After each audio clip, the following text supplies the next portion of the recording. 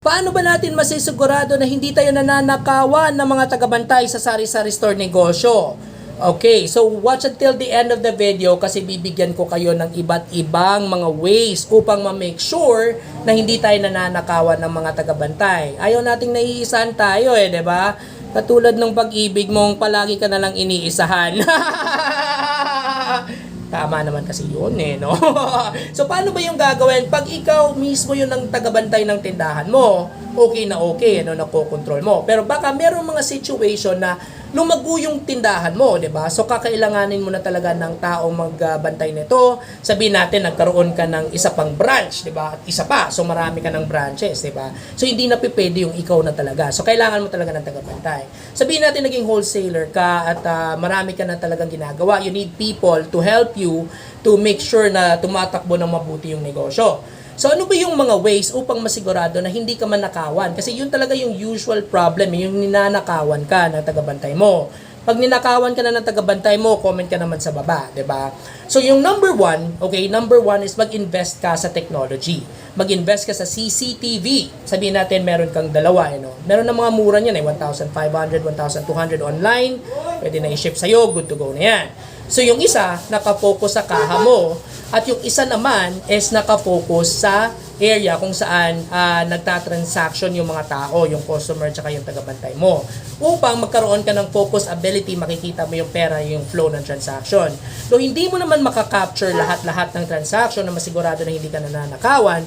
But the goal there is to actually instill sa utak ng mga tagabantay mo na palagi kang nakabantay. So you're always aware kung ano yung nangyayari due to the fact na meron kang CCTV camera. So it brings awareness and natatakot na silang magnakaw sa'yo. Pa-awareness lang yan alam mo yun. Aware ba siya na mahal mo siya or baka ikaw lang yung aware? Okay, so second item on the list is magtalaga ka ng spot check. Kung ikaw yung may-ari na palagi ka na lang wala sa tindahan, kasi busy ka, sabihin natin nagtatrabaho ka or whatnot, marami kang negosyo, yung gawin mo is magtalaga ka ng oras na hindi dapat pareha, in a day kung saan i-check mo yung kaha. Yung tawag dyan sa mga retail stores na mga malalaki is spot check. Yes, so iba-ibahin mo yung oras, sabihin mo in the morning, gagawin mo 7 a.m. Bukas naman, gagawin mo 4 p.m. Alam mo yon? Kasi pag ginawa mo yan, malalaman mo kung merong mga ninja moves na nangyayari sa kaha or sinesegregate ba nila yung mga ninanakaw nilang pera or awareness na rin ulit. Okay, mai-instill sa utak nila na on top of things pa rin yung may-ari. Kahit wala siya dito, palagang tinitingnan niya kami. Gine-check niya talaga yung kaha. So, mahirap nang magnakaw. Baka zero trabaho na.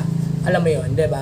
Ayaw naman natin maging bad, pero kailangan natin i-admit yung reality na ang negosyong ito is pinundar natin yung capital natin. So, kailangan ingatan natin, okay?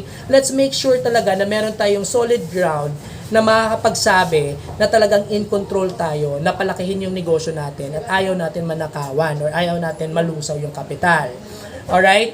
That being said, before ko i-reveal yung last item, this is Tito Jats, your Sari-Sari Store Explorer. If you think nakakatulong yung mga videos ko, let's help naman small influencers like me, para lumago din yung help na ginagawa natin. Paki-like or paki-smash ng heart button or yung like button. Paki-comment sa baba if agree kayo or disagree kayo sa mga tips na binibigay ko today about tagabantay. And also at the same time, paki-share ng video or paki-favorites na rin. Alright, so the last item on the list is inventory. Alam naman natin, Tito Jats, wala naman talagang nag-i-inventory sa sari-sari store negosyo. Tama, sandali lang, nawawalan ako ng boses. Wala na ako ng hininga doon. Pero, pag may tagabantay ka, yung ikaw lang, okay lang, di ba? Kasi okay lang walang inventory. Alam mo naman lahat ng movement, Pero pag may tagabantay ka, kailangan mo na talagang gawin. So, inventory or mag-count ng items sa tindahan na nire-receive mo, yung mga tali ng binibenta mo, at dyan mo lang makikita ang mga nawawala. Okay? So, pag nag-inventory ka, solid talaga, as in consistent talaga yung pag-inventory mo, malaki yung malalaman mo at the end of the month. Pwede mong gawin na twice a month or once a month. Pero dito mo makikita kung nananakawan ka ba or nawawalan ka ng items. And it would actually show sa results, 'di ba, ng report na 'yan if consistently ninanakawan ka. then alam mo na yung dapat mong gawin. Mahirap magkaroon ng tagabantay sa tindahan, pero sometimes we have to delegate the task, especially pag lumalaki na yung negosyo. Kasi isipin mo, kahit ngayong malalaking brands, yung malalaking fast food, malalaking tindahan, they still have to make sure na ibibigay niya yung task, yung task sa mga tao. Kasi nga, there's no other way to do it but to trust, di ba? So, just be smart about it. Alright? I hope you learned something. Have a good day.